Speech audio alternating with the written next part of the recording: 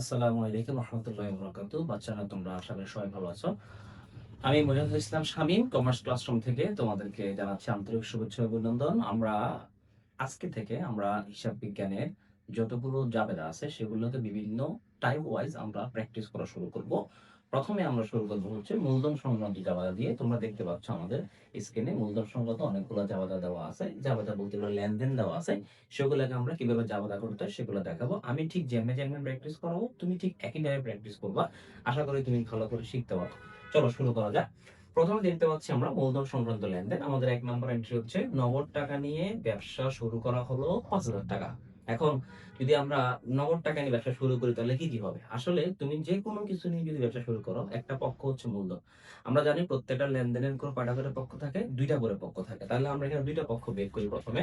একটা পক্ষ হচ্ছে আমরা যদি লিখি আমরা একটা পক্ষ হচ্ছে আমাদের মূলধন, একটা পক্ষ হচ্ছে মূলধন, মূলধন হবে মূলধন হবে কারণ মূলধন সংক্রান্ত জাবেদার মধ্যে ব্যবসা শুরু করলে যেকোনো কিছু নিয়ে শুরু করলে একটা পক্ষ হচ্ছে মূলধন। আরেকটা পক্ষ কি হতে পারে? আরেকটা পক্ষ হচ্ছে যেহেতু নগদ টাকা নিয়ে শুরু করছে, তার আরেকটা পক্ষ হচ্ছে নগদ।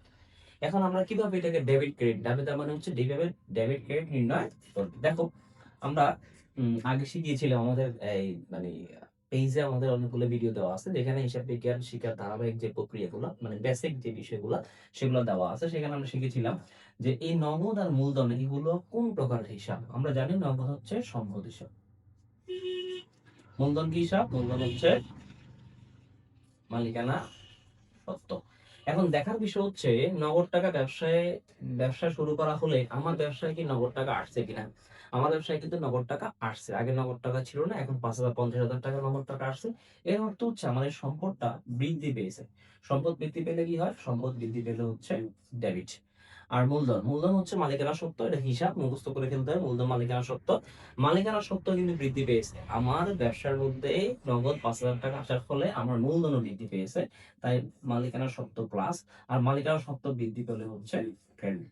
ঠিক এই স্টাইলে যদি তুমি প্র্যাকটিস করো সবগুলো জাবেদা লেনদেন তাহলে তুমি কিন্তু হিসাব বিজ্ঞান সহজে শিখতে পারবে। এরপরে দেখি আমরা অতিরিক্ত মূলধন হিসাবে ব্যবসায় আনা হলো ১,০০০ টাকা। তাহলে আমরা কি বলতেছি?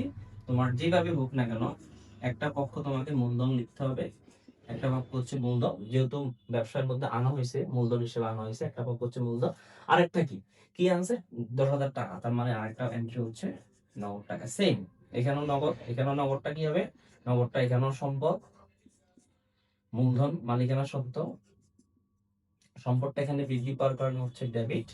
মূলধন মালিকানা সত্ত্ব, মালিকানা সত্ত্ব বৃদ্ধি পাওয়ার কারণে হচ্ছে ক্রেডিট। তারপরে দেখো তোমরা ২০,০০০ টাকা পণ্য দ্রব্য নিয়ে ব্যবসা শুরু করো। পণ্য দ্রব্য নিয়ে ব্যবসা শুরু করলে কি হবে? একটা এন্ট্রি হবে হচ্ছে ক্রয় হিসাব, আরেকটা পক্ষ কি হবে? আরেকটা পক্ষ হচ্ছে মূলধন হিসাব। কারণ ব্যবসা শুরু করার সময় যা নিয়ে শুরু করুক না কেন সেটাকে মূলধন লিখতেই হবে। তাহলে ক্রয় হিসাব কি হিসাব? ক্রয় হচ্ছে ব্যয় হিসাব। ব্যয় এখানে বৃদ্ধি পেয়েছে কারণ ব্যবসার মধ্যে পণ্যদ্রব্য বৃদ্ধি পেয়েছে। পণ্যদ্রব্য বৃদ্ধি পাওয়ার অর্থ হচ্ছে ব্যয় বৃদ্ধি পাওয়া। ব্যয় বৃদ্ধি পেলে কি হবে? ডেবিট। মূলধন। মূলধন কি হিসাব? তোমরা জানো মূলধন হচ্ছে মালিকানা সত্ত্ব। মালিকানা সত্ত্ব বাড়ছে, বাড়লে কি হবে? ক্রেডিট। তারপরে দেখি আমরা ব্যক্তিগত ব্যাংক হিসাবের ২৪,০০০ টাকা ব্যবসায়ের ব্যাংক হিসাবে জমা দেওয়া হলো। তাহলে এই যে ২৪,০০০ টাকা এটা আমার কোথায় জমা দিছে? আমার ব্যবসায়ের ব্যাংক হিসাবে জমা দিল। টাকাটা তাহলে কোথায় বাড়লো? আমার ব্যাংকে টাকাটা বাড়লো। আমার ব্যাংকে টাকাটা বাড়লে একটা হচ্ছে ব্যাংক হিসাব, আরেকটা কি হিসাব? আরেকটা মূলধন। কারণ সে কোথায় দিছে? আমার ব্যবসায়ের অ্যাকাউন্টে টাকা দিছে। এতে করে আমার মূলধন বৃদ্ধি পেয়েছে। তাহলে একটা হচ্ছে ব্যাংক হিসাব হচ্ছে সম্পদ। সম্পদ যদি বৃদ্ধি পায় তাহলে হবে হচ্ছে ডেবিট। আর মূলধন হচ্ছে মালিকানা সত্ত্ব। এটাও বৃদ্ধি পাওয়ার কারণে হবে হচ্ছে ক্রেডিট। এরপরে দেখি ব্যক্তিগত কোনো সম্পদ যেমন আসবাবপত্র, যন্ত্রপাতি, মোটরসাইকেল বিক্রয় করে যদি ব্যবসার মধ্যে কিছু নিয়ে আসে তাহলে কি হবে? যদি বিক্রয় করে তাহলে কি হবে? আমার ব্যবসার মধ্যে কি বাড়বে? বিক্রয় করে যখন টাকাটা দিবে আমার ব্যবসায় মূলধন বাড়বে। কি দিল? নগদ টাকা দিলে। তো নগদ হিসাব হবে ডেবিট আর মূলধন হিসাব হবে ক্রেডিট। তারপরে ব্যক্তিগত সম্পদ ব্যবসায় আনা হলে যেমন মালিকের ব্যক্তিগত আসবাবপত্র, তাহলে আমার ব্যবসায় কি বাড়বে? আমার ব্যবসায় আবার আসবে হচ্ছে আসবাবপত্র বাড়বে।